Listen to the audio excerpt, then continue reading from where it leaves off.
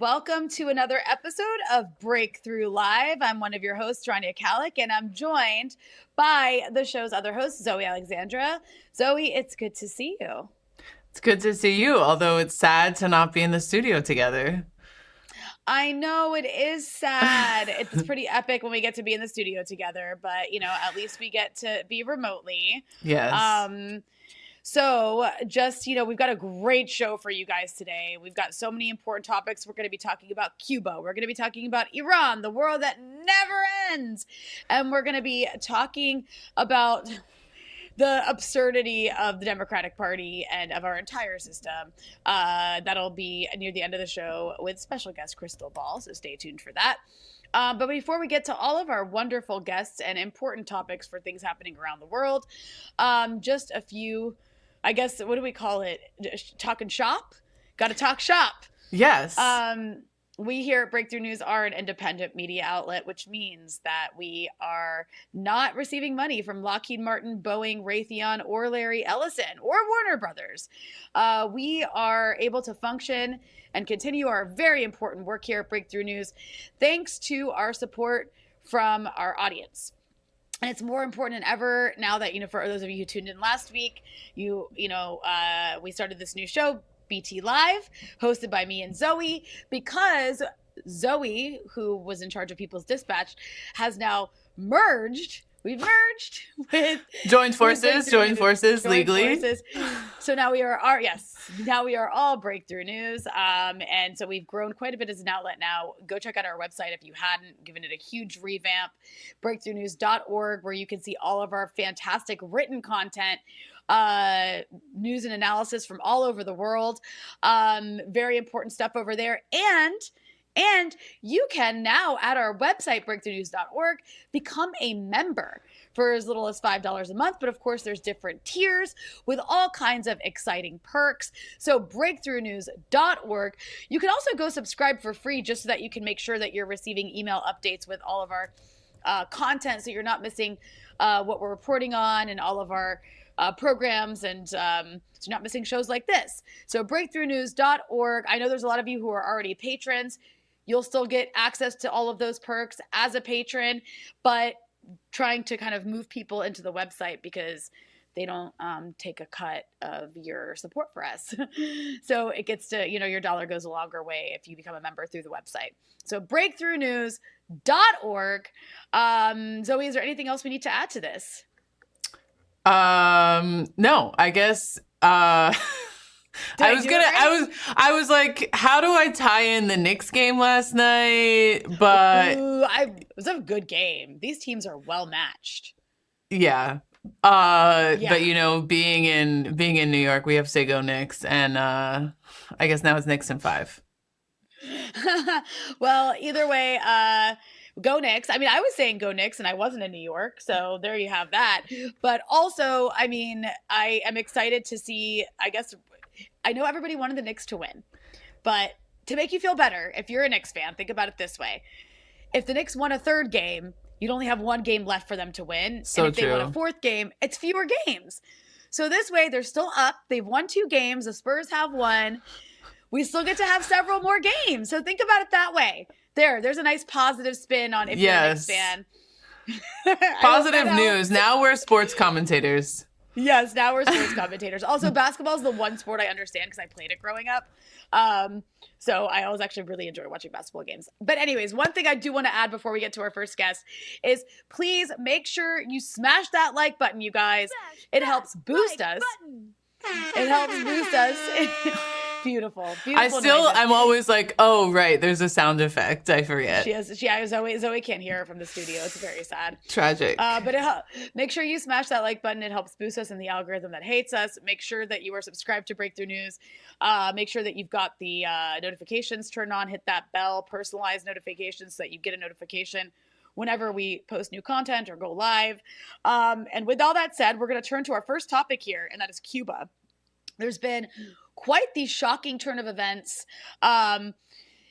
in recent days, but I guess this has been happening for weeks because now we've got, on top of the starvation the fuel blockade that Trump has been enacting on Cuba, throwing it into the dark, we've got a new wave of economic sanctions on this tiny island nation where nearly 11 million people are living day to day under a cruel blockade imposed by the U.S. government.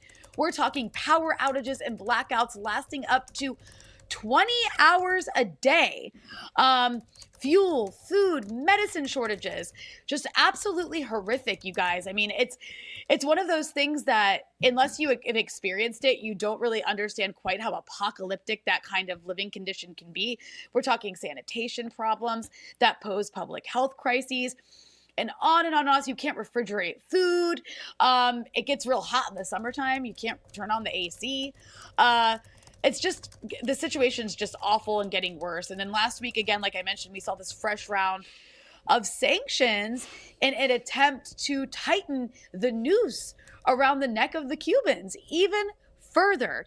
It's just so cruel what this administration, in addition to previous administrations, have done to Cuba. But this is really ratcheting up the torture. So before we get to our guests, I do want to throw it to Zoe because I know she maybe has some more specifics on just how bad these new sanctions are.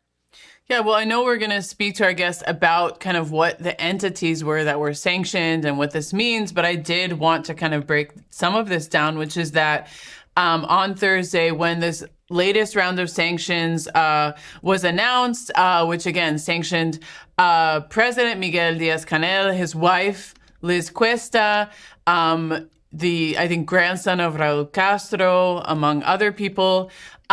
Two very important institutions in Cuba were sanctioned, which people may know about, which is one is called Amistur, which is the Cuban State Tourism Agency. The other is ICAP, which is the Institute of Friendship with the Peoples. And what's interesting is that when these sanctions, I mean, interesting, of course, is a euphemism here, but when these sanctions were announced, first of all, they were published on the U.S. Treasury website, just kind of in passing. But then Marco Rubio actually himself published a tweet, and he essentially linked the sanctions on Amistur and ICAP to targeting Cuba's role as a hub and a center for left movements across the world. So, you know, they say they're levying these sanctions against Cuba because of national security, because, quote unquote, Cuba is a state sponsor of terrorism, but actually, it is specifically because they're ideologically opposed to Cuba and everything that it represents for the people of the world. And I think especially what Cuba represents for the people in the United States. And it is interesting, in fact, that these sanctions were levied against Amistur and ICAP, which again, if you've ever been on a delegation and exchange to Cuba, whether you're a university student or whether you went on a humanitarian brigade to bring medicine, most likely you worked with Amistur or ICAP. Amistur is the essentially institution that provides buses, that has interpreters, that really facilitates all manners of visitation to the island in those capacities,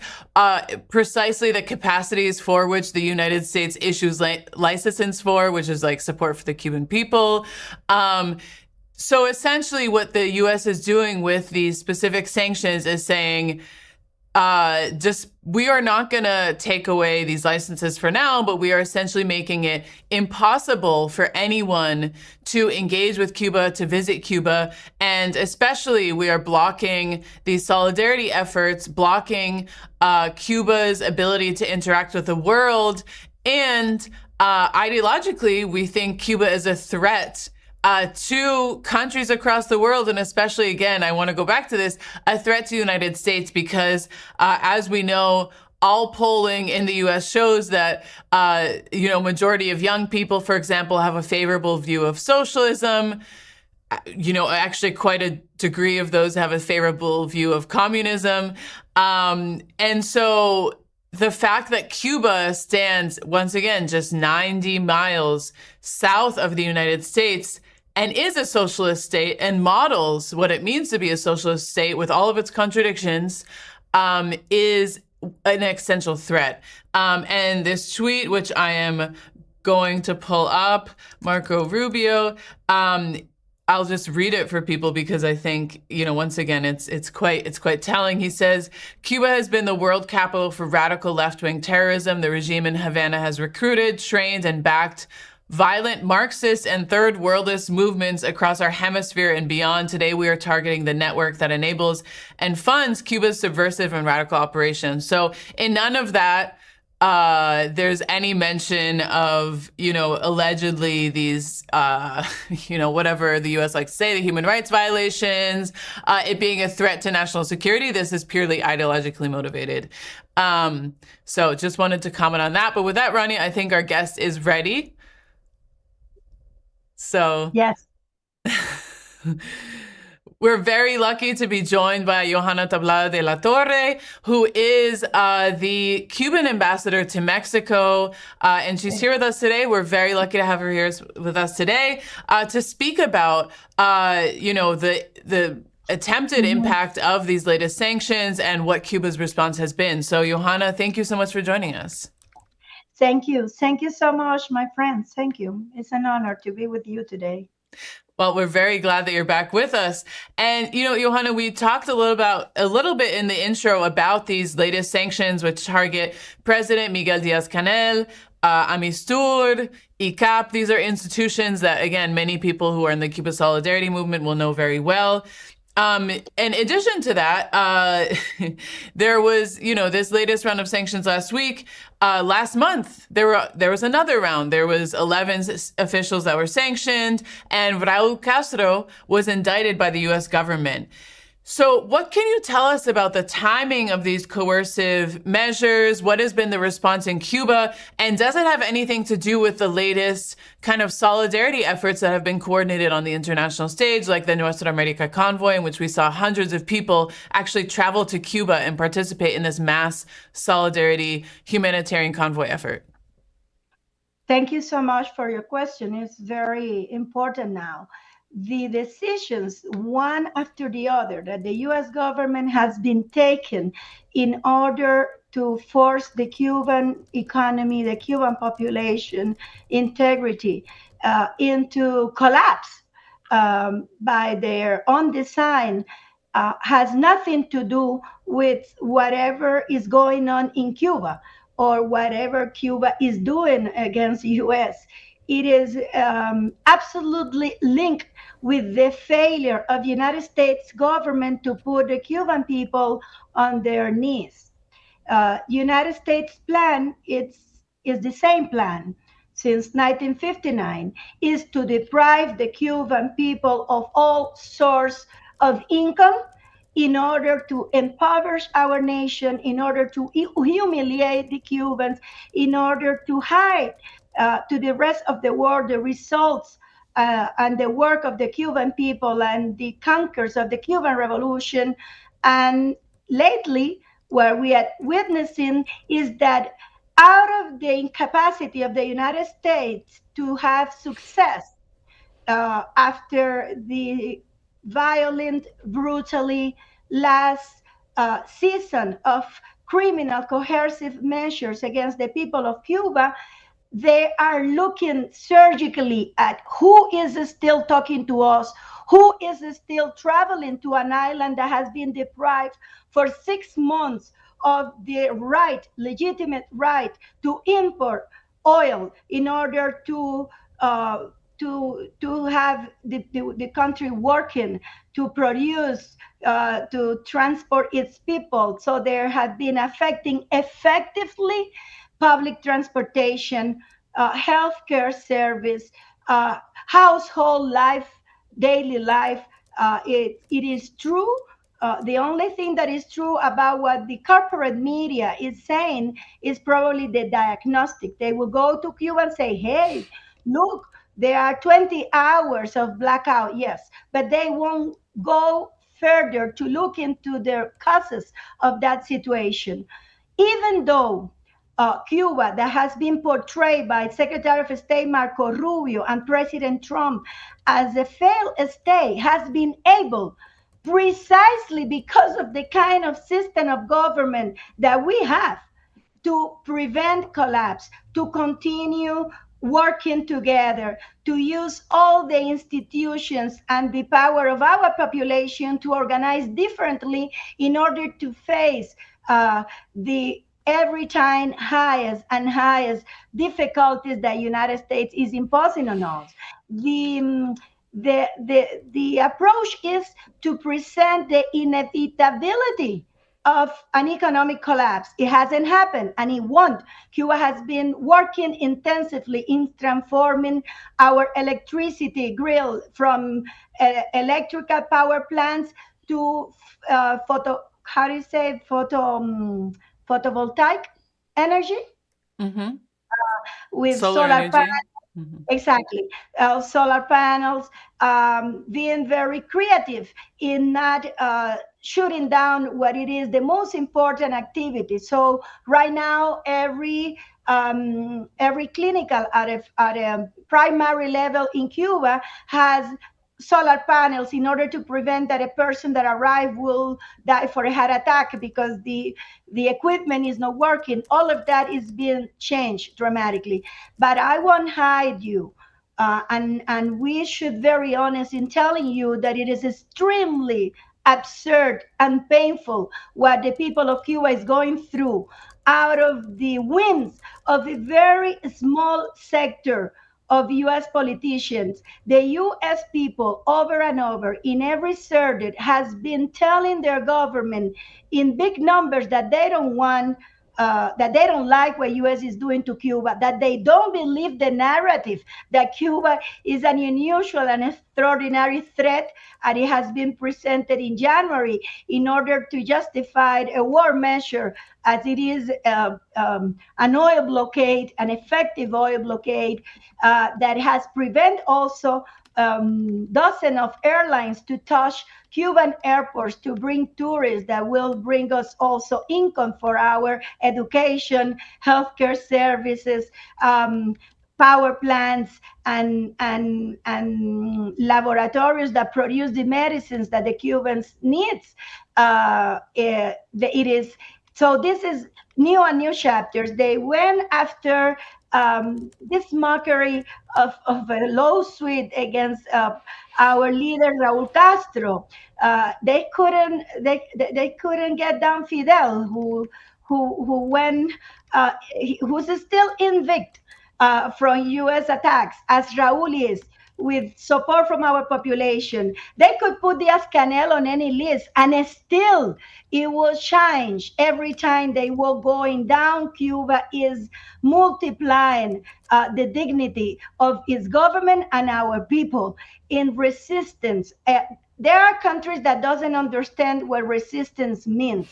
But there are several examples right now of other people that had also put very high the word resistant, like the Palestinians are doing amid the worst barbaric aggression, like the Iranians are doing in defending their territory, their population, and now also defending Lebanon from the brutal attacks from Israel.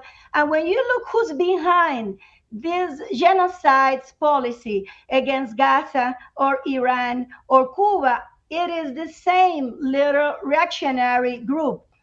And we should stay what is at stake here. What in Cuba is being discussed now, if it is possible or no, that a free nation will have the right to develop itself at its real capacity, something that the Cuban people has never have a right to. If any nation in Latin America or elsewhere, we have a right to self-determination. Go ahead.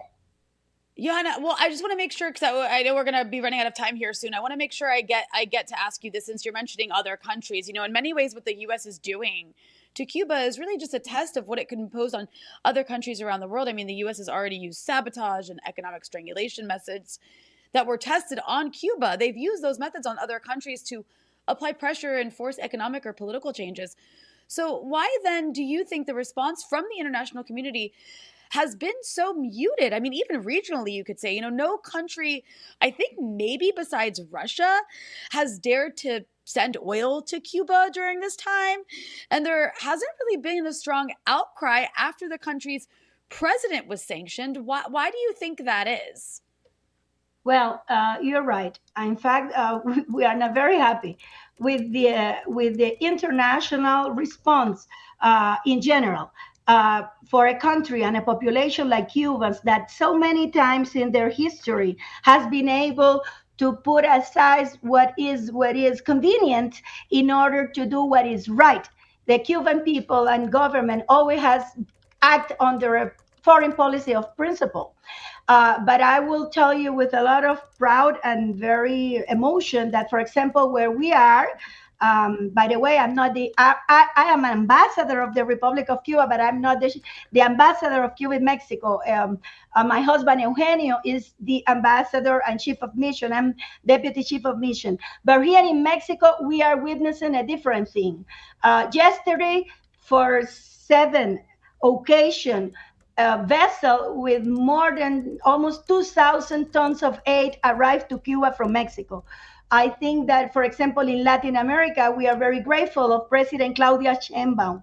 As she said recently in Barcelona, she mentioned Mexico again, like he has done historically in solitude, is asking for the U.S. sanctions not to punish a country for the only theme of developing their own nation, for taking decisions that rightfully belong to the Cuban people to decide.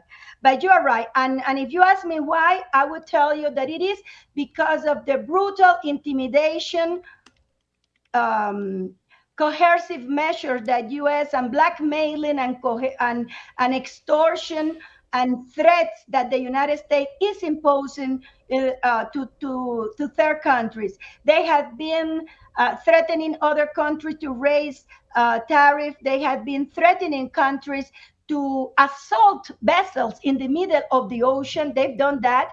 Just in our region, the United States has pulverized more than 200 people that we will never know which are their names, if they were fishermen or real they were involved in either. And this is a huge violation. And you are right. United States is using countries as if it was a laboratorium of what else this medieval siege could bring forth. Yeah. I don't know how much time do I have, but I would like to tell you, Well, if I actually, just have a minute, yes. Go if ahead. this Go ahead. was just 1 minute, I would tell you that we have no other option that continue talking to us, every counterpart that will be talking to us from the public, from the government, to convince them that they are wrong in assuming that this policy that has failed almost 70 years will now succeed just because they will put us in a more difficult situation.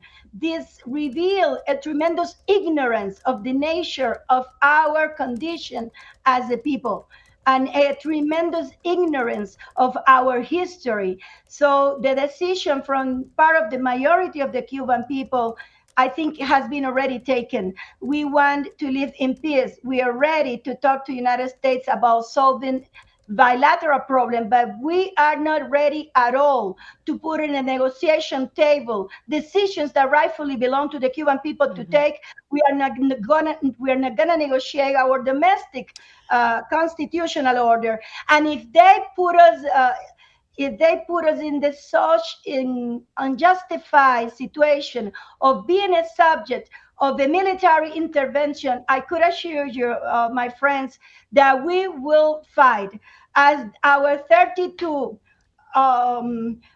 brothers fought in Venezuela when they violate the integrity of the Venezuela soil. There were 32 Cubans that gave their life not just for Venezuela, but for Latin American freedom, for our big for the freedom of our region, for not having United States as a dominator. Or U.S. is relaunching colonialism, as you can see. relaunching expansionism. Well, Johanna, we appreciate you so much. I'm sorry, we have to move on from here, but we appreciate you having you on. Thank you so much for breaking this all down for us, Ambassador Johanna Tablada, Deputy Chief of Mission at the Cuban Embassy in Mexico. Thank you so much. Thank you. Thank you. Thank you. Well, we are going to have to move on here to our next topic because our guest is waiting for us. We're going to be discussing, well, what do we discuss every week because it's just never ending? The war on Iran, which, by the way, is at day 102, which is kind of insane. And the fragile ceasefire that's been sort of holding since April is now on the verge of collapse again, though now it's not again because a lot happened over the weekend, including the fact that Israel defied Donald Trump and struck Beirut's southern suburbs. Iran responded with a missile barrage at northern Israel. Israel then bombed Iran, and then the threats continued, and then now they've both taken a step back again. This is, of course, happening while U.S.-Iran U.S.-Iran negotiations are still technically ongoing. But this is definitely a new chapter in this escalating war. It's the first time Iran has really stepped in to bomb Israel on behalf of one of its allies. So to help make sense of where this is all headed, we're joined by Trita Parsi, co-founder and executive vice president of the Quincy Institute the Quincy Institute, and one of the foremost experts on U.S.-Iran relations.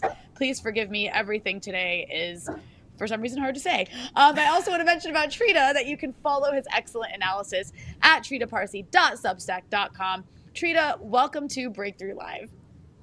Thank you so much, Rania. And based on that introduction, it sounds like you're really tired of talking about U.S.-Iran relations and diplomacy.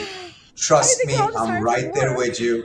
I am so tired of talking about it as well. So if you want to talk about anything else, I'm game for it. We can ask you about the Knicks. Let's go, the Knicks. Yeah, we can ask you about the Knicks. But no, it's just, yes, of course, I think we've all reached that point where we're just like, it's the same thing over and over again, but in different ways. But actually, this was a new significant shift that took place this week. You know, Israel did, as I mentioned, defy Trump and bomb Beirut. And then Iran, of course, responded by striking Israel directly for the first time since the April ceasefire. So now Iran is basically signaling that even Israeli attacks in Lebanon could be a red line to the point where they would actually intervene militarily. That is new. That's a first. So I'm curious if you could explain, why is that distinction so significant? And does it represent a genuine, durable shift in the regional balance of power? Yes, this is very significant. Whether it signals that shift or not remains to be seen. But what the Iranians are trying to do is, after having restored their own deterrence, they're now trying to extend that deterrence towards Lebanon. And for the first time, as you mentioned, an attack on a third country has prompted a strong Iranian missile response against Israel. The reason why that is something that concerns the Israelis so much, Netanyahu calls it a new equation, and I think he's correct, because in that new equation, if it gets established, it means that Israel's power in the region is starting to be checked, meaning it will no longer have complete impunity in its maneuverability in Lebanon, in Syria, and other places. Now, of course, at this point, it doesn't even seem to be fully clear whether this is all of Lebanon or whether it is at least starting off with Beirut. This is significant because we have to be honest. For the last 2 decades or so, Israel has essentially enjoyed complete maneuverability and impunity in the region. It can bomb almost anywhere it wants. The only reason why there was some pushback is once it actually struck Doha. But the very idea that it could even think of striking Doha is an indication of how far Israel has moved forward its positions when it comes to this. And, you know, we always take a look at the Israeli-Palestinian conflict, and despite all of the ICJ rulings and all of the resolutions and all of the political commitments, reality is that there's never been any military force to back up all of the demands for Israel to stop committing war crimes, stop annexing territory, or stop committing a genocide. For the first time, there now seems to be a willingness and a capacity by a state in the region, incidentally, it's not coming from the West, in the region, to actually put some hard power behind the warnings, threats, however you want to describe it, when it comes to Israel's aggression against other states. This is not an attack that happened in order to get Israel to completely cease to exist, but rather because it was bombing Beirut relentlessly. And this is an equation, of course, that the Israelis are adamant about making sure it does not take hold. They want to have that complete maneuverability. Israel believes that its only way to be secure is for everyone else not to be secure. So the question is, did the Iranians establish this new equation? Well, the Iranians attacked. The US said that they didn't want to see the Israelis respond. The Israelis nevertheless responded, but it does seem like their response was far less than what it could have been. Both the Iranians and the Americans are hinting at that. Now, both of them may have a self-serving reason to hint at that. The Iranians then struck Israel again after the Israelis had struck Iran, and the Israelis did not respond, which is part of the reason I think the White House feels that they actually did manage to restrain the Israelis, not completely. Now, the Israelis have continued to strike other cities in Lebanon and in southern Lebanon. But I think we have to be very clear. Even if this equation is established, it does not mean that the Israelis will stop. It means that every time the Israelis are thinking about striking Lebanon, they will have to now think twice, and they will have to take into account, are they willing to absorb the cost that it likely will come with? Because now the Iranians may strike them every time they do something like this. That is a reality that did not exist before. Now, of course, the Israelis are likely going to do as much as possible in order to show that that Iranian strike ended up just being an exception, not a new rule. And it's too early to tell whether it is a rule or whether it is an exception. Well, interesting you pointed out there is that the U.S. is once again making this claim that it was able to restrain Israel and reel it in. And notably, the White House claimed that it did not provide missile defense for Israel in this latest exchange, which again would be a first, if I'm not mistaken. But yet this is a common framing from the United States with regards to Israel's attacks, whether it's Biden saying he yelled at Netanyahu and was very angry at him, but then, with regards to Gaza, and then clearly green lighting everything. So does Trump really want to rein in Netanyahu, or is this a way for him to kind of wash his hands of Israel bombing Iran while it's still happening? I don't think there's a lot of benefit to Trump. I mean, there's this theory out there that all of this was coordinated between the US and Israel. I have a hard time being convinced by that argument because, what the Iranians didn't expect Israel to strike. It was different back in June, in which the Iranians truly did not expect to be bombed. And as a result, what the US did with Israel was deceptive and effective in being deceptive. At this point, it was utterly clear to the Iranians. They knew very well that Israel would strike them the minute the Iranians would strike Israel. So I don't see a lot of reason. In fact, I think there's a lot of criticism that Trump's strong warnings and demands were not heeded. And as a result, Trump lost credibility. How is that to his benefit? So I do think that actually the Israelis were directly challenging Trump in this situation. And we're seeing clear evidence that Trump has significant difficulties and challenges when it comes to restraining the Israelis. I do think, however, there was a degree of restraint likely imposed. And I'll mention one thing. You mentioned that the US said that they didn't participate in the defense of Israel. Now, there's US officials that say that they were. I don't know if it's true that they were or they were not, but I would suspect that the degree to which the US intervened on their behalf and shot down missiles was probably less than what we saw before. This is not a binary in which you either support or you don't support. There are nuances and gradations here in between. During the war, the United States expended more interceptors shooting down missiles that were heading towards Israel than Israel expended interceptors. So the US did more to defend Israel than Israel did itself to defend itself. If you now suddenly have a scenario in which the US either didn't at all or did it to a lesser degree, that is more than just an angry phone call. Because I absolutely agree with you. These angry phone calls are even more tiresome than listening to me talk about US-Iran relations at this point. But if there actually was a material withdrawal of some degree of support, probably not enough, that is a different development. And I think from the Trump administration standpoint and from the Iranian standpoint, The Iranians want to see the US prove that it can really restrain Israel. And I think that's a fully understandable demand from the Iranian side. They want to see that the US actually can do it and is willing to do it, because otherwise, what's the point of a deal? From the Trump administration side, they are not willing to do it until they have a deal. Because if you actually do fully restrain Israel, which means that you actually have to withdraw a lot of military support, you're going to pay a massive political cost. And they don't want to pay that political cost unless they know that there is a deal.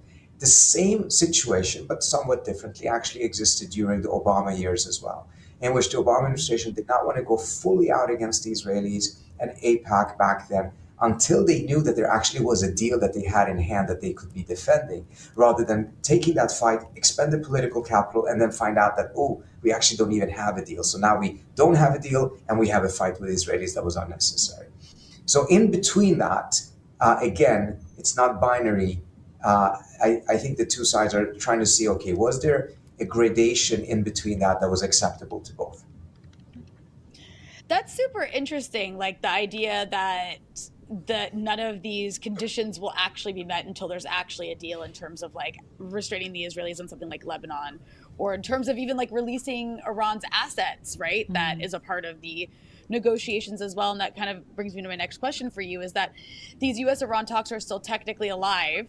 And one of the sticking points, in addition to Lebanon remaining a pretty central part of this, which by the way, I think has surprised a lot of people, because in the past that seemed like the ceasefire on Lebanon was just kind of on the list of conditions, but would eventually like sort of be compromised on. But the Iranians are still demanding it.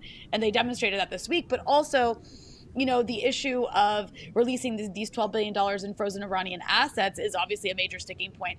And so Iran does seem to be using these strikes to also pressure Trump to move on that, maybe. Is that, do you think, a smart gamble, or does it risk giving him a reason to walk away entirely? Sorry, if I understood correctly, you mean so that their demand for the release of the assets is a smart strategy, like, or that it will cost them something on Lebanon? No, I think the reason why some of these issues have become real sticking points is because they are real red lines. I think the Iranians are very serious about making sure that they get some of their asset unfrozen in the early parts of the MOU. And from the Trump administration's standpoint, the optics of that is too Obama-esque, and as a result, they want to avoid it. Just to have a little bit of a background on that, the U.S. has frozen somewhere between $120 to $150 billion of Iranian money as a result of sanctions.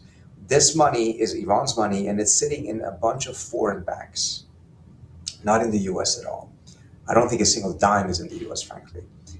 And the Iranians want roughly 10% of that unfrozen at the outset, 12 billion.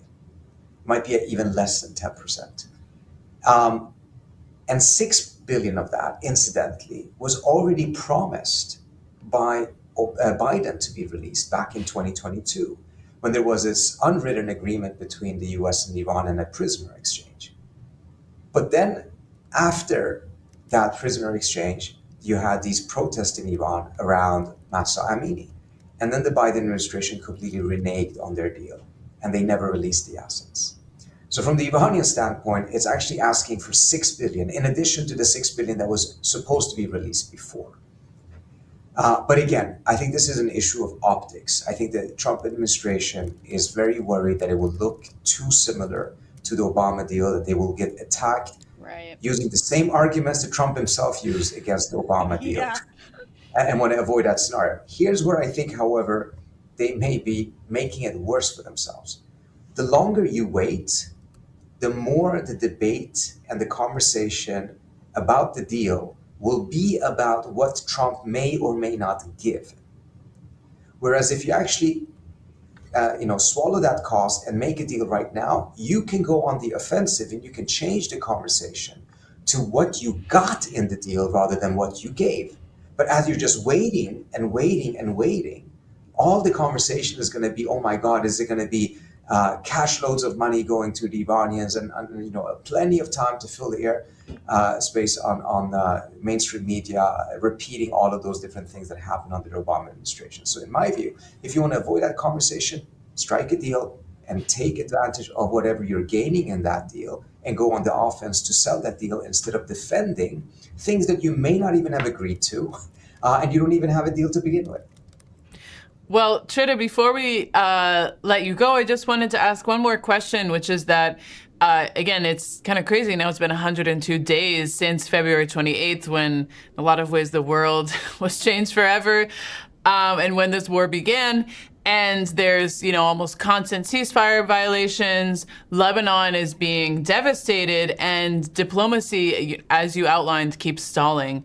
So what does an actual off-ramp look like? I know you said that it's important for them to take the deal, but we know there's also, significant U.S. military assets that have been deployed to the region, similar to what we saw in Venezuela ahead of the attack on Nicolas Maduro. So what does an off-ramp actually look like, especially in terms of the military attacks, and who has the leverage to actually make that happen right now? Look, at this point, there is no other game in town than this diplomacy. And if it was up to me, I would have structured it a little bit differently, not have an MEU, another 30 or 60 days of talks. I would try to get as much done as possible right away. But now they're stuck in this situation. I really do not see any other pathway. Part of the reason why this process has not died, despite all of the attacks, explosions, and escalation that has taken place, is precisely because A, there is no other game in town, and B, both sides really, really need a deal. Trump absolutely needs a deal. This was a disaster. He should never have started it, and he needs to get out of it as soon as possible, early as away from the midterms as possible. The Iranians need sanctions relief. They needed it before this war. They have $300 billion of damages now. They have problems because some food is not coming in because the US is stopping ships going into Iran. It's not just about ships leaving the Persian Gulf, it's also going to Iran. So both sides really need a deal. And that's why, despite all of these different things that have happened, all of the escalation, this process is not yet dead yet. Well, Trita Parsi, co-founder and executive vice president of the Quincy Institute. God, let this war be over soon, because we're all exhausted, yes. But also so people can stop dying, and so the price of everything can go down. Also, just want to remind our audience, Trita has a fantastic Substack, tritaparsi.substack.com.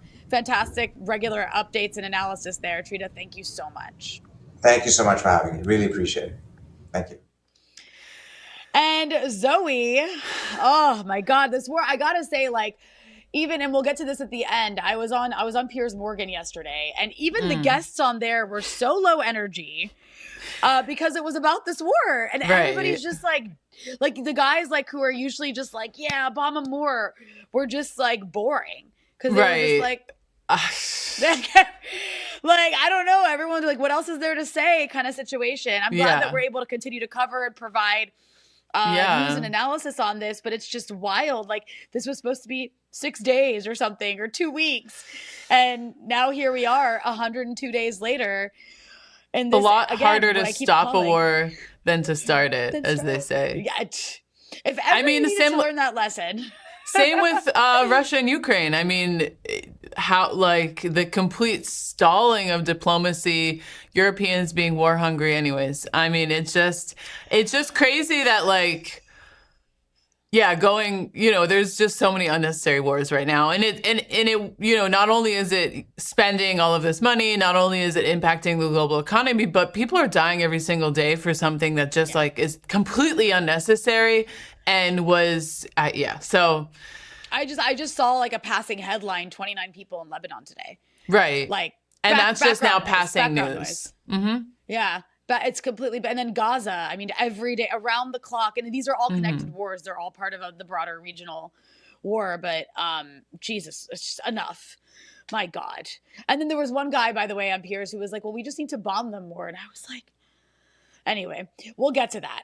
We have one more very fantastic guest before we get to our banter segment with some updates about Peru, and then I'll do a little debrief about my Piers Morgan appearance yesterday. I had the chance to, earlier today, interview the lovely Krystal Ball, co-host at Breaking Point. So let's go ahead and go to that interview. Well, Krystal Ball has built one of the biggest independent political media platforms in the country by doing something increasingly rare in American media, and that is questioning the assumptions of the political establishment. As co-host of Breaking Point, she's become one of the most influential voices covering the intersection of politics, class, media, and foreign policy.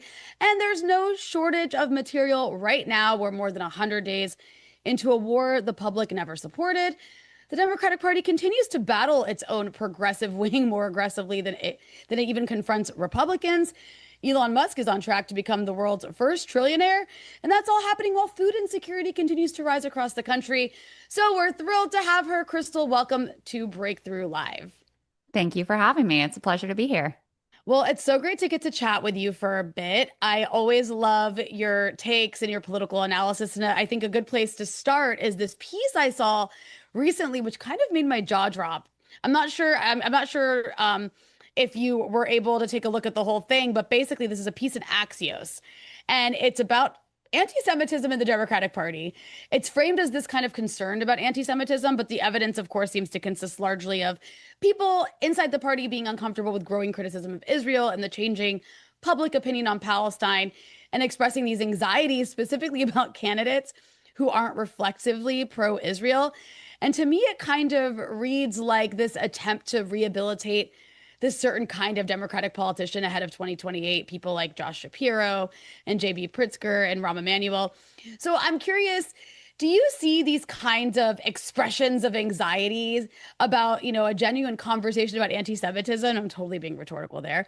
Or is the charge increasingly being used to police dissent on Israel, but also other progressive policies and really marginalize the party's progressive wing? Yeah, obviously. I mean, they want to use liberal, genuine concern about bigotry and racism, which, everybody in the Democratic Party opposes, and try to use that to run cover for their agenda in favor of a genocidal apartheid state. It's as clear as day that that is what's happening. And it's bizarre, too, because, if you look at, there was a recent poll of American Jews that came out that said that increasing numbers of them also are in favor of not even the two-state solution, but of one binational state with equal rights, which, of course, is entirely consistent with classic liberal, democratic, small d democratic values. So it should be no surprise that the overwhelming majority of the Democratic base holds these views. And it gets also to, Rania, one of the things that sort of drives me crazy in the media framing is there's all these articles about the divide in the Democratic Party over Israel. But there is no divide really among the Democratic Party base. And I've seen others point out that, you have more of a block in favor of, let's say, like banning all abortion rights in the Democratic Party than you do in favor of maintaining the status quo vis-a-vis Israel. The Democratic base is by and large united that this is disgusting, that we should not be shipping weapons. We should not continue the status quo. They should be held to account. They want politicians that are going to reject AIPAC money. It's as clear as day. The only divide is between some of the continued sort of sellout establishment Democratic electeds. And by the way, they're like, policy advisors and consultants and donors that surround them, and where the Democratic base is. So they're desperately trying to paper this over. They're desperately trying to appeal to liberal values by conflating anti-Zionism and anti-Semitism, which is a go-to tactic, but it just isn't going to work. Yeah, it's pretty wild because it's exactly as you said. It's not a divide even, because I think I don't have the numbers with me, but I think the last thing I saw, it was like an overwhelming majority of Democratic Party voters. It's like something around like 80% or something are against what Israel's doing in Gaza and that's actually doesn't even just apply to Democrats. The country as a whole is increasingly more sympathetic to Palestinians now than they are to Israelis, which is a total flip of what you saw before October 2023. Not at all surprising because we've all watched a live stream genocide on our phones for like the last 2.5 years. And I mean, it's crazy to watch, but I think one of the most prevalent examples right now that's getting a lot of attention is the way we're seeing someone like Graham Plattner be treated. And, I know you covered this on your show, but there was all this controversy about Graham Plattner. Maybe some of it's self-inflicted because he's a little messy. He's a little messy. I think he would agree to that. Yeah. He's a little messy. However, he's also likely to win. Maine is kind of a weird place.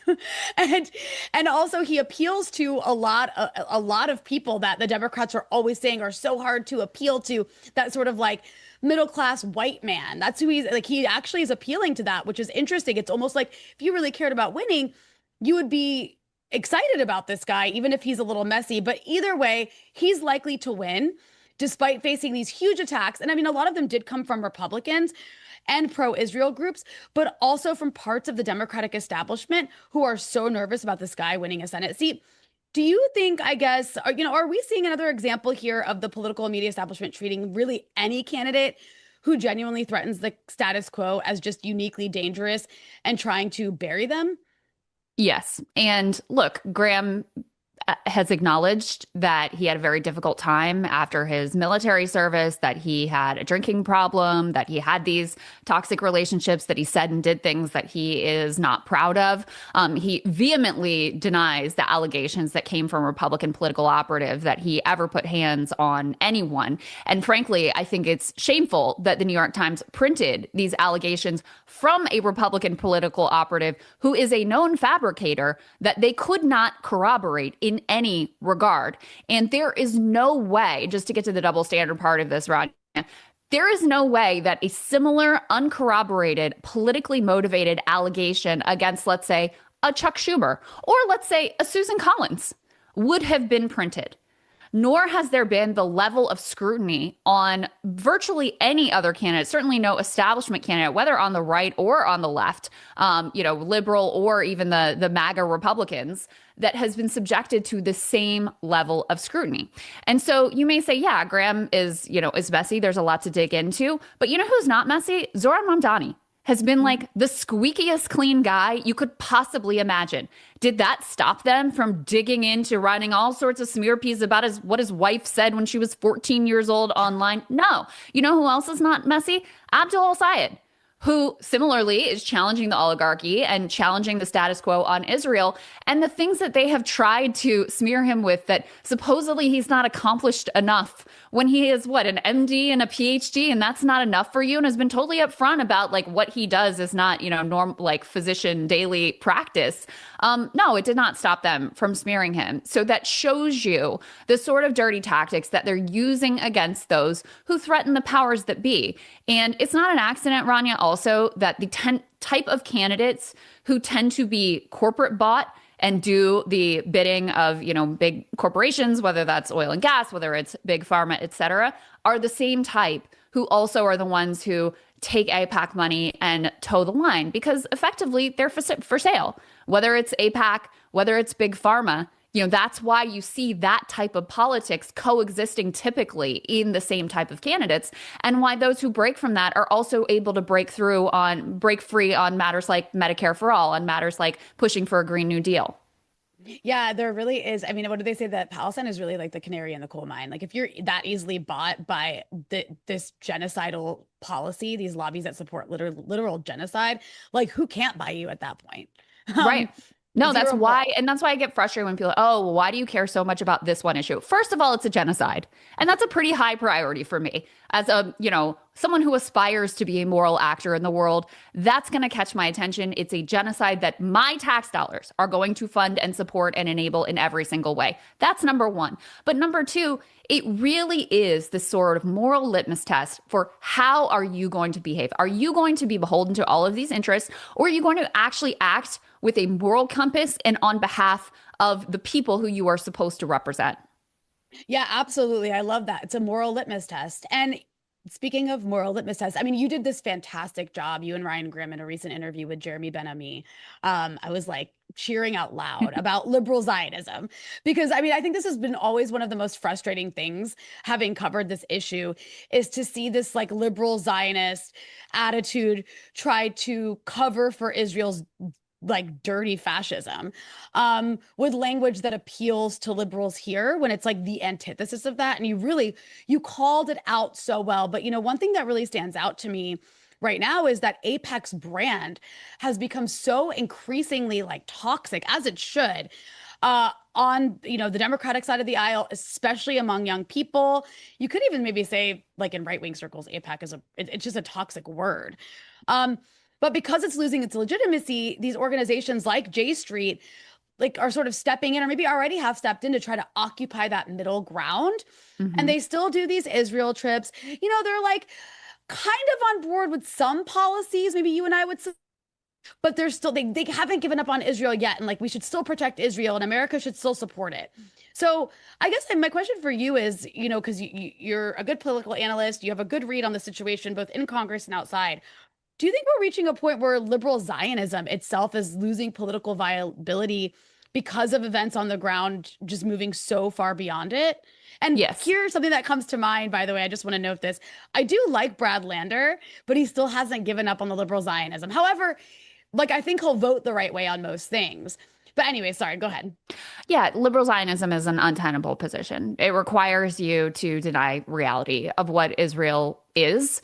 And frankly, what it always has been at its core, because a lot of, Bernie falls prey to this. Older lefties in the old days, Israel was sort of coded as lefty because there were these sort of like, hippie kibbutzim, and there was the sense, oh, they're the scrappy underdog in the Middle East. And there was a lot of sort of intentional ignorance and propaganda around how the state was actually settled, acceptance of this idea that, oh, there was nobody even there. And of course, Jews having genuinely been, of course, subject to this horrific Holocaust were seen as, okay, they need this homeland. And that found a lot of purchase with the left. But inherently, if you're going to have a state that's based on ethno-nationalist principles, it's always eventually going to devolve into exactly what we see today: fascism, apartheid, genocide, ethnic cleansing, war crimes, etc. And so, what I've seen in the Democratic Party is at the base level, and even among some electeds, a lot of people who were liberal Zionists, whether they would have conceived of themselves that way or not, have now become anti-Zionist, right? That has been a journey that a lot of people have gone on. I myself have gone on that journey over the past, decade plus. So, I think there is still a possibility for people who are holding on to those views to grapple with the actual reality of what Israel is. That's part of why I wanted to do that interview with Jeremy Ben-Ami, was not to like rip him to shreds, but to explore the contradictions, the very clear contradictions between calling yourself a liberal and continuing to call yourself a Zionist. So no, as we grapple with reality, this is no longer a tenable position. As we see that, look, it's very possible that Netanyahu loses this next election. I haven't dug deeply into the Israeli domestic politics, but I know that he is under threat from this quote unquote moderate coalition who are pressuring him that he hasn't gone far enough on Iran, who have expressed many of the same pro-genocide sentiments that have been expressed by Netanyahu, Ben-Gvir, Smotrich, etc. So once you eliminate this idea that, oh, it's just this one bad guy that's leading Israel and keeping them from realizing their true, socialist utopian vision of what Israel is supposed to be, the further you get away from that as a sort of denial talking point, the more obvious it becomes that, no, this is the leadership they voted for. I mean, Netanyahu's been in power for, 16 years because this is what the public wants. This is what society supports. This is what is necessitated by a state that, requires a Jewish demographic majority and will do whatever it takes to suppress those that don't fit into their, Jewish supremacist vision. Yeah, it's just, come on, guys. Like, I loved that you pointed out the contradiction, and he was really like stuck. And I'm like, I hope you learned from this, Jeremy. But bringing it to the broader issue of the Democratic Party, like we're living through this really insane moment. It's a moment of extraordinary inequality. I mentioned earlier, Elon Musk is projected to become the world's first trillionaire, which is just like an insane thing. Like, what does that even mean to be a trillionaire? But that's happening while food banks across the US are reporting record demand. You have millions of Americans struggling with housing and healthcare and the cost of living. At the same time, we're more than 100 days now into this insane war on Iran that Congress never authorized and that the vast majority of Americans never even supported, not before the war, not when it started, not now. I think it's maybe the most unpopular war in American history. But instead, you think right now, with all of that under a Republican administration, and I didn't even mention all the stuff that was happening with ICE, but you'd think that this would be like kind of the perfect political environment for Democrats to mount a serious opposition. But we haven't really seen that because they're more often interested in policing their own progressive wing.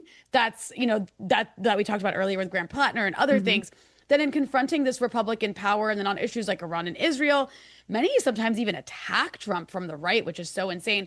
So I guess Why is this party so incapable of acting like a proper opposition party, even when the conditions in this country and public opinion appear to be on its side?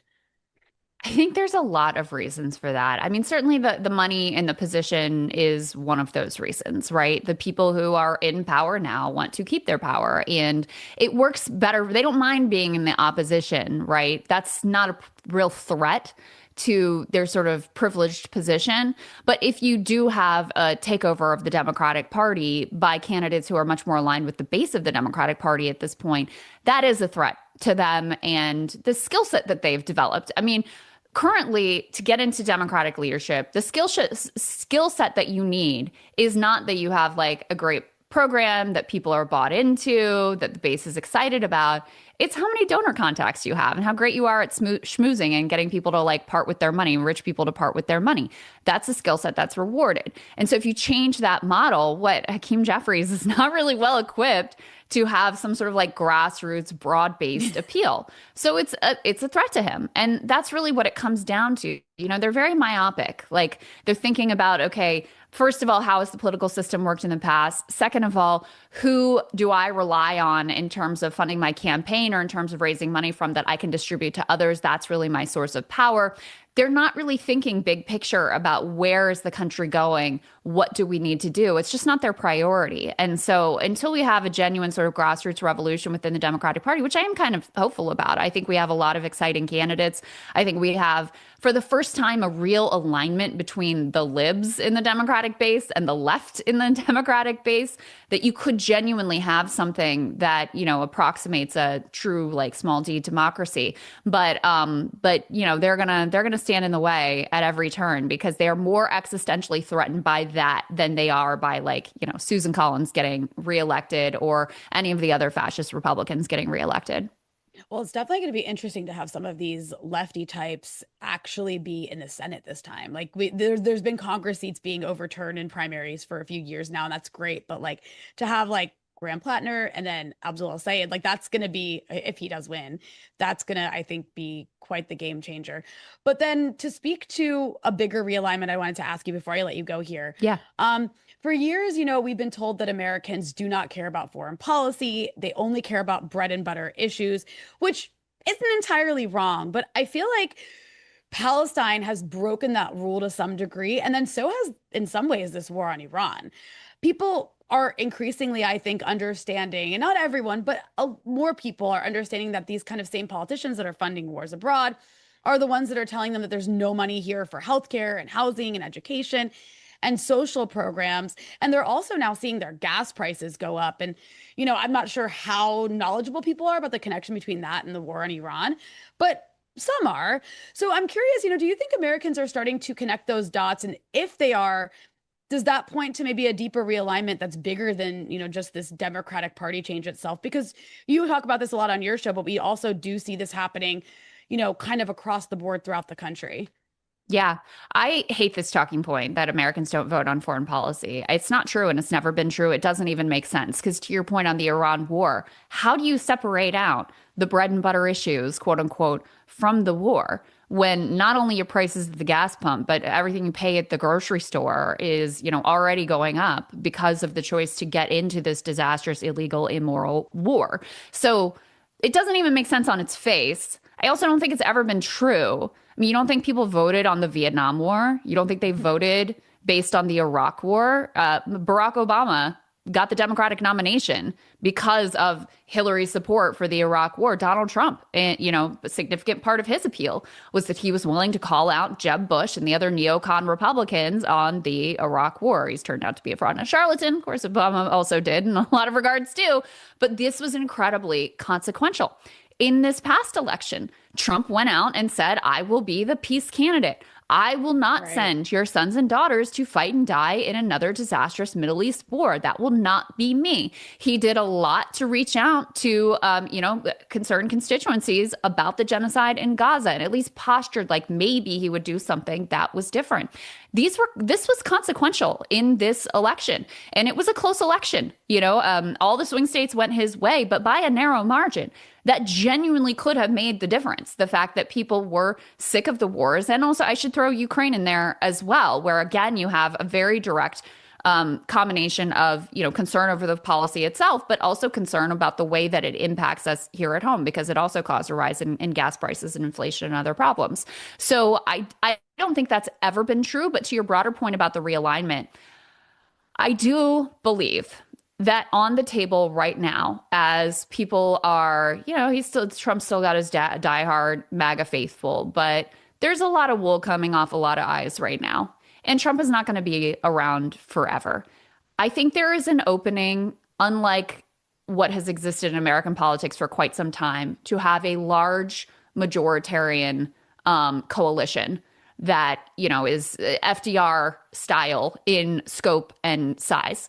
It's going to take a lot of things coming together. It's going to take us surviving this period, which is not a sure thing. A number of existential threats on the horizon.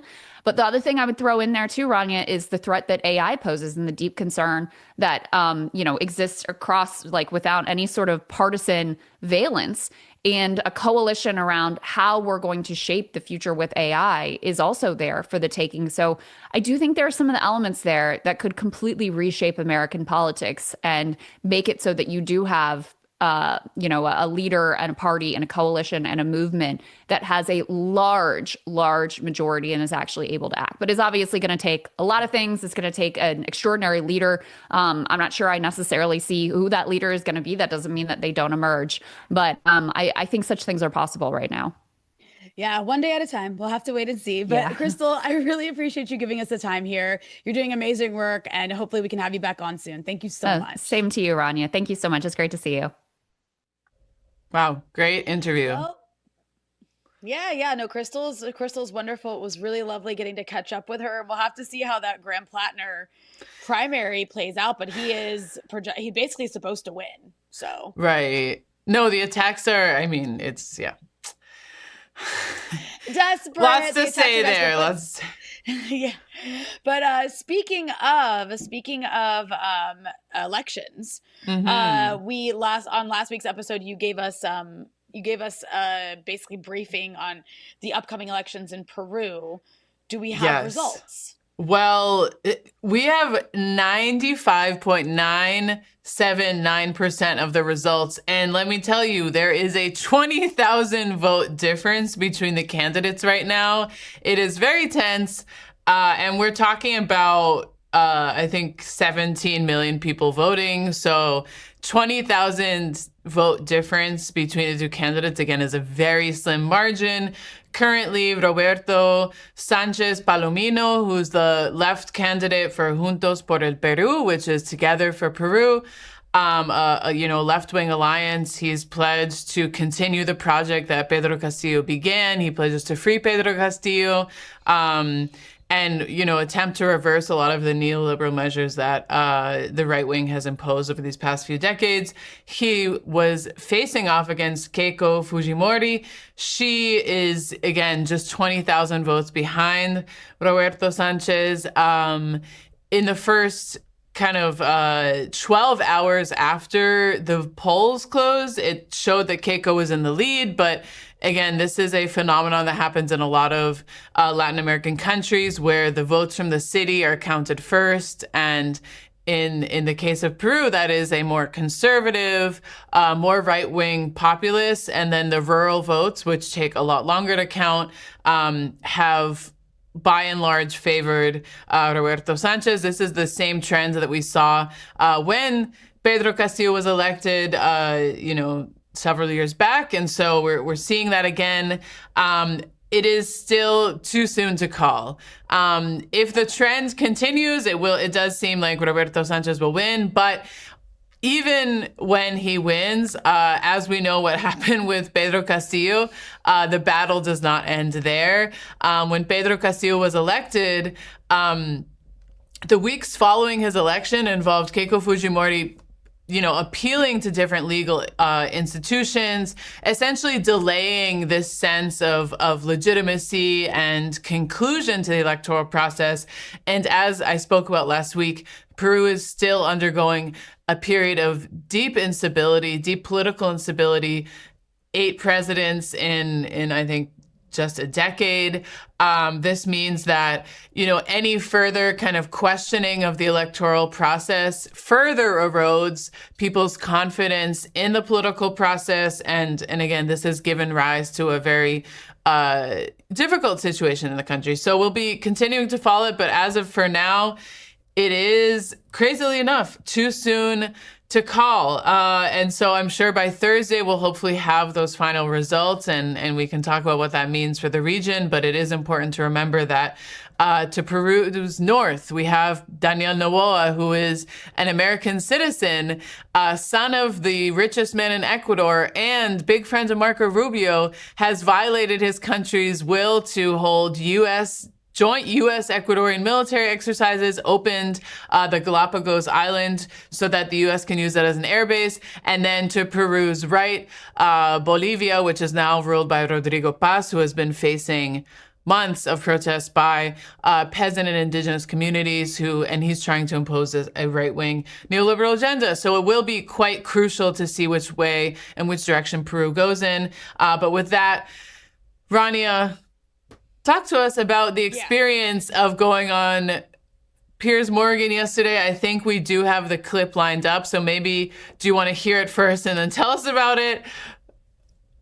Should we do that? Let's hear the clip first. And All right. I'll tell you about it. Trump wants out of this. He's kind of done. The Iranians want this over. But like Glenn was saying earlier, the Israelis want basically permanent war because they want to keep everybody in the region weak and unable to ever pose a challenge to them, either militarily or economically. And that's why Israel attacked Beirut yesterday, because Iran has repeatedly said this is a red line.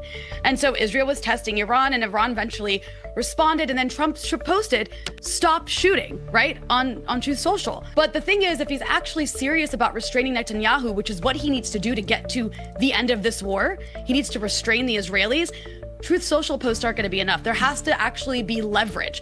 So far, he's demonstrated he does not have the political will to restrain the Israelis, and Lebanon is key to this. Iran has repeatedly said for the last 2 months, in order for us to reach a negotiated settlement with the Americans, Israel needs to cease fire on Lebanon and withdraw. Israel has invaded Lebanon. They have displaced 14% of the country. They have continued to bomb Lebanon every single day throughout this so-called one-sided ceasefire. That's not really nobody in Lebanon believes this is a ceasefire. That's a joke of a word now. And it's not just Hezbollah, by the way. I heard the woman you had on earlier, the Israeli deputy foreign minister, I think it was, talking about this as a war on Hezbollah, and we love the Lebanese government. Well, then why did they kill 3 Lebanese army soldiers over the weekend? That makes 26 since March 2nd, 74 since October of 2023. This is the force that they want to have a monopoly of arms in Lebanon and to disarm Hezbollah, but they keep killing them too. This is a war on the entire country of Lebanon. And Iran stepped up and defended Lebanon yesterday. As far as Lebanese people saw it, that's the optic. So amazing. It wasn't. Thank you. It wasn't like the most exciting episode because it was a pretty crowded panel, right? And when you go on this show, you come armed with your talking points. Right. And I had so many like rude, mean girl zingers I had prepared. I didn't even get to use them because Piers agreed with me. Why? What? Why would you do this? Because he's had you on his show so many times that he's been convinced that I've changed his mind. You've changed it. But no, what was crazy is I was like in the middle of making a point about Hezbollah, and he interrupts me, so I think he's interrupting me to like argue with me. And I'm like, wait, let me finish. And he interrupted me to agree with me. And I was like, oh. And I was like, okay. And then I was like, I guess I'll finish my point, but now I can't use my zinger. And then the other 2 guys who were like, it was like basically me and Glenn having the same opinion, which is like, Israel shouldn't have bombed Iran. They suck. Trump is dumb. This war is bad, right? That's the basic opinion side we were on. And then there's these other 2 guys. One of them is this British former military guy, Richard Kemp, who now works for like a pro-Israel organization that raises funds for the Israeli military because apparently they need more money than America already gives them. And this other guy who I'd never even heard of, like, his name is so weird. It was Hogan Gidley. Like, he was apparently worked for the Trump administration in like 2019 and then on his campaign in 2020. But anyways, those 2 were basically making the pro-war on Iran argument. Trump has done nothing wrong. Israel's great. But like they were so low energy and neither of them were combative. It was just a very frustrating episode. So I just like want to say I had prepared all these really great one-liners. I was like so ready to do it. Didn't get to use a single one. Very upsetting. They've been suffering from budget cuts on the Israel propaganda payroll, and they have not had money for coffee for their lattes. Poor guys. Maybe. Or I mean, the pro-Israel lobby guy was just like, I was like, they pay you for this? Like I almost fell asleep. I was just like, they've lowered the standards because they can't even get any celebrities on their side because literally everyone is sickened by their actions. And I mean, there's a few D-listers. D-list. And it's like Trump can only get Kid Rock because and Nicki Minaj, no one who's current wants to stand on the side of like murder and genocide and just like human rights violations. And I think that your point does kind of elucidate a broader trend, which is that, you know, they really are losing the narrative battle and they can't even get their own people excited about it. They're just like, they can't even poor get guys. their opponents excited to yell at them. I was just like, I couldn't even find an opening. I couldn't even find an opening. But anyways, that was an experience. It wasn't as exciting as the usual episodes, but it was an experience for sure. It was like a womp womp womp, like that kind of feeling. But before we move on to a couple of, I guess we're gonna call them talking shop. Yes. I know you wanted to talk about the World Cup a bit. I did want to, before I forget, thank we had a couple donations during this episode, and we always appreciate those. One of them, thank you so much for the donations. One of them was anonymous. The other one was from one of our regular viewers. Thank you so much for always regularly watching Breakthrough News and engaging in the comments. Kirk Doherty, 8690. Thank you so much for your donation, and thank you again for the engagement. Let's applaud Kirk. I think there's applause, but... Yeah, you're still welcome to donate in the live chat. All of your donations, it's not going to just us sitting here, you know, buying lattes. It's going to help make Breakthrough News better, help make Breakthrough News bigger, help up the quality, up the content, and also keep us sustaining, right? Because like we have to keep donations coming in to keep our operations going. So all that's to say, you can throw money in the live chat. Make sure that you have smashed that like button, you guys. It helps boost us in the algorithm. Like button. And make sure you're subscribed. If you haven't already, hit that bell so you get notifications when we produce new content. And most importantly, go to breakthroughnews.org and become a member there. We'll talk more about that again at the end. But Zoe wanted to touch on World Cup stuff. So. And also, I have bad news, which is I think a couple weeks ago we said that if you became a member, you would get a voice note of me saying, Patron. Did we offer? Oopsies. We did, but you know what? Since we have our own membership portal on our own website, like we're just not saying it as much. But I guess we can continue. It's just not in our lexicon anymore. Patron. But I guess I can still do that. Nobody's taken the right away from me to say patron. We still have that in this country. And all that to say, you know, the World Cup starts on Thursday. Yes. June 11th, the World Cup is going to begin in Mexico. Mexico versus South Africa.